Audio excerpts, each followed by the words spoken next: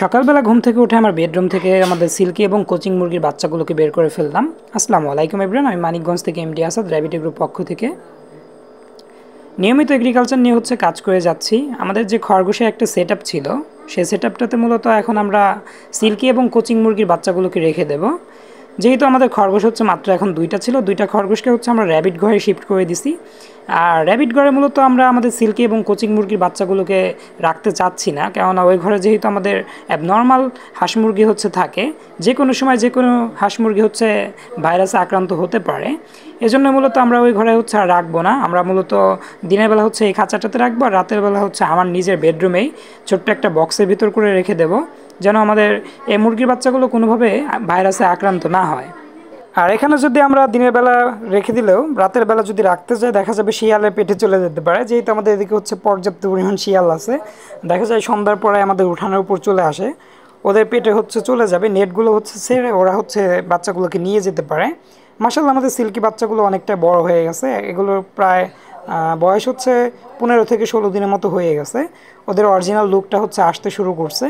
ওদের অরিজিনাল লুকটা আসলে মূলত আমরা কিছু বাচ্চা এখান থেকে সেল করে দেব, আর বাদ বাকি যেগুলো থাকবে সেগুলোকে পার্মানেন্টভাবে আমরা একটা জায়গায় রেখে দেব। আর এখন চলে যাচ্ছে আমাদের র্যাবিট গ্রু ঘরে, যে ঘরটাতে মূলত আমাদের হাঁস মুরগিগুলো রাতের বেলা থাকে। দিনের বেলা বাইরে থাকলেও রাতের বেলা খোপের মতো করে এই ঘরে আমরা রেখে দিই। আর ডিম এই ঘরে ওরা পারে। দেখি আমাদের কয়টা হাঁস আজকে ডিম পারছে। আমাদের গতকালকে ঝুটিওয়ালা হাঁস ডিম পারছিল 5টা, আর চীনা হাঁস ডিম পারছিল 2টা কিংবা 1টা এরকম হবে, কিন্তু ঝুটিওয়ালা 5টা পারছে, এটা আমার মনে আছে। আজকে আমাদের মাত্র চীনা হাঁস 2টা ডিম পারছে আর ঝুটিওয়ালা 1টা পারছে। আপাতত হাঁসগুলোকে বাইরে বের করা যাবে না। বাইরে বের করলে দেখা যাবে বাইরে ডিম পেরে দেবে, কেননা ওদের ডিম পাড়া এখনও শেষ হয় নাই। মূলত আমরা 8টার দিকে হাঁসগুলোকে ছেড়ে দেয়, আর ওইদিকে আমাদের একটা ঝুটিওয়ালা হাঁসের বাচ্চা দৌড়াদৌড়ি করতেছে। ওকে মূলত আমাদের র্যাবিট গ্রু ঘরে নিয়ে রেখে দিতে হবে। আমি জানি না র্যাবিট গ্রু ঘর থেকে ও কীভাবে নিচে পড়ছে। ওর মাথার ঝুঁটিটা মাশাআল্লাহ অনেক সুন্দর এখনই কিন্তু হয়েছে। ওর বয়স 15 থেকে 20 দিনের মতো হয়ে গেছে। এখন অনেকেই বলতে পারেন তুলনামূলক বাচ্চাটা অনেকটা ছোট। হ্যাঁ, ছোট।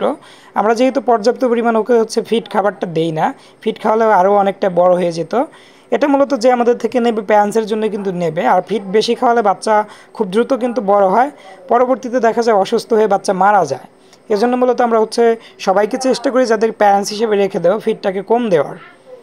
আপনারাও সবাই ফিডটাকে কম খাওয়ানোর চেষ্টা করবেন, এর ফলে দেখা যাবে হাঁস কিন্তু রোগে আক্রান্ত কম হবে, বা হাঁস মুরগি যেটাই বলেন, রোগে আক্রান্ত হওয়ার সম্ভাবনা খুব কম থাকবে ইনশাআল্লাহ। সো আজকে এ পর্যন্ত দেখা হবে পরবর্তী আপডেট কোন ব্লগে।